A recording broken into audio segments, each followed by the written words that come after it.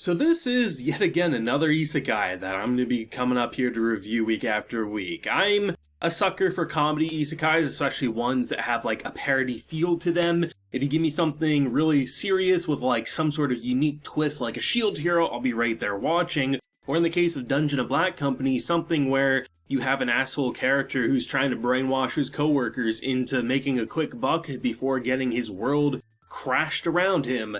You pretty much have me hooked, line, and sinker. And there's a lot of isekai that come out every season, don't get me wrong, but I think this year has been a good one, especially if you like those comedy flares. And while they're definitely not the exact same, I do think if you enjoyed or like the idea of combatants will be dispatched, or any sort of story with like an asshole character who sometimes has things work out for them, but most of the time kind of has their world crumble around them, you'll probably really enjoy this one. Combatants Will Be Dispatched last season from the Konosuba author I really enjoyed, and I honestly thought it'd be a while before there'd be anything that would really fill that void, but when I was going over the summer chart, I saw this one, I said, hey, it kind of looks funny, and I clicked on the PV, and not only was I immediately drawn in by the voice actor for the main character here, Kinji, he just felt like he's an asshole, but he's proud of that fact. You just knew he was going to be an entertaining character to watch. The animation and the production just gave me a very solid comedy feel.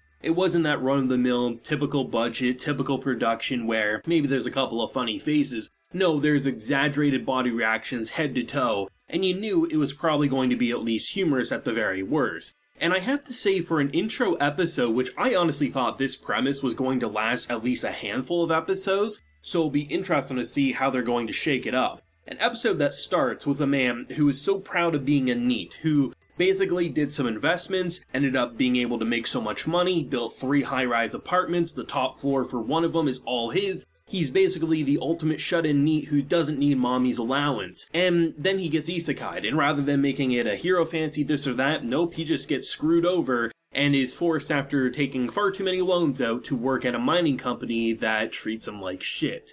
But I think it's interesting because they definitely put him in a situation like most isekai characters that he's in very, very good because he discovers a portal, right? In natural mining, dungeon crawling isekais, the lower the floor, the more dangerous it gets, but the better the bounty, right? So by having this portal, he can naturally avoid that, get the best minerals, and make a quick buck with this one character, Wanabe, right? But the fact that rather than him just succeeding for a long time, they immediately make him fail after that profit. He starts brainwashing people to do the mining for him, but the staff breaks, and by the end of the episode, it feels like he's kind of back to square one. So it almost feels like this is going to be a show that he constantly tries to find ways to avoid the heavy lifting while trying to basically make the best profit no matter the circumstance. There are so many times where, this character here, Wanabe, is saying like, you're pretty much a scumbag. He's not saying exactly that, but he's implying it very, very heavily. And I love just having the idea of a character who is without a doubt a scumbag,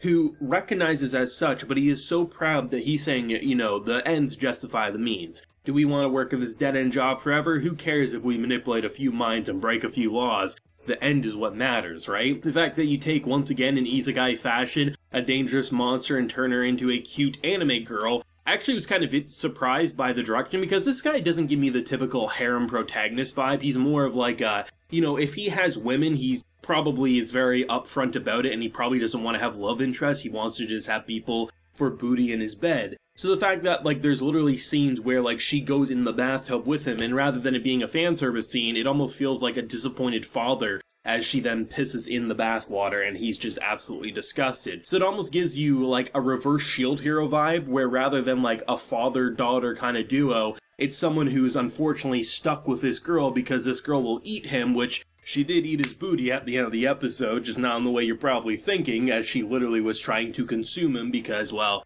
without the money, she can't feed her. So the fact that they have this, agreement that as long as I give you food that tastes better than humans, you won't eat me and you'll protect me in the dungeon, there's just a lot of charm and a lot of, individual elements at play that makes Dungeon of Black Company honestly one of the more funny shows that you could probably check out this year. Obviously, comedy is subjective, right? So some people might get up here, watch the episode, say, you know what, I didn't laugh at all, I didn't like the protagonist's mentality, the way he talks, things like that. But I think a lot of people will probably be either pleasantly surprised if they knew nothing about this one, they would just walk in saying, oh, it's an isekai. They're probably going to say, oh, this is actually different than I expected. But I think anyone who watched the PV is going to get exactly what they were expecting. At least I know I was. I watched the PV, I had a pretty good idea of what this show is going to be. It was that. The things that kind of caught me off guard in a good way was just how it twisted the formula of, like, I mean, really, once he started brainwashing, it wasn't until, like, the staff stopped working that I was like, oh, it's clearly going to backfire on him. For a while, I thought he was just going to run these people into the dirt, that he'd have no more employees and he'd have to take his venture elsewhere. I wasn't expecting it all to crash around him. It'll be interesting to see what his next plan will be and how he'll try to make the next big installment to his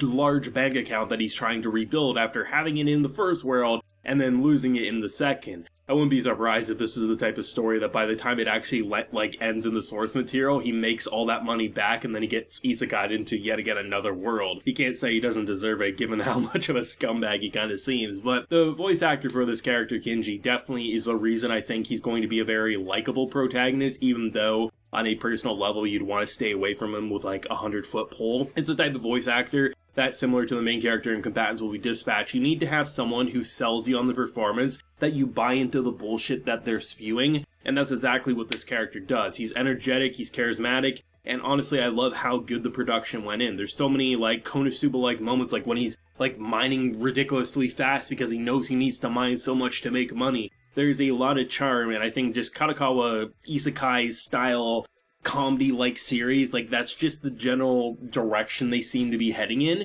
which I don't think it's a bad thing. So I think if we like these types of shows, there's probably going to be a lot of them coming up in the near future, right? I definitely would think that this is a type of show that, should they explore more outside the mines, like definitely the world, there's a lot of elements that could be at play. I mean, you get like almost what seems to be like a strip club, high-end, like a little bar where women will sit on your lap for the right amount of money. There's tons of ways to take like what we know about our own reality, but then twist it with that kind of like medieval isekai setting. And they definitely seem to have done a good job. I mean, they give you like a quick lore world building dump in the first few minutes, just to kind of get you up to speed why he ended up in this mining facility, where he got his investment money, why he's basically so in debt. He's definitely in a very shitty situation, but depending on how much money he did make, I honestly feel like he's going to lose all that profit after everyone realizes what's happened.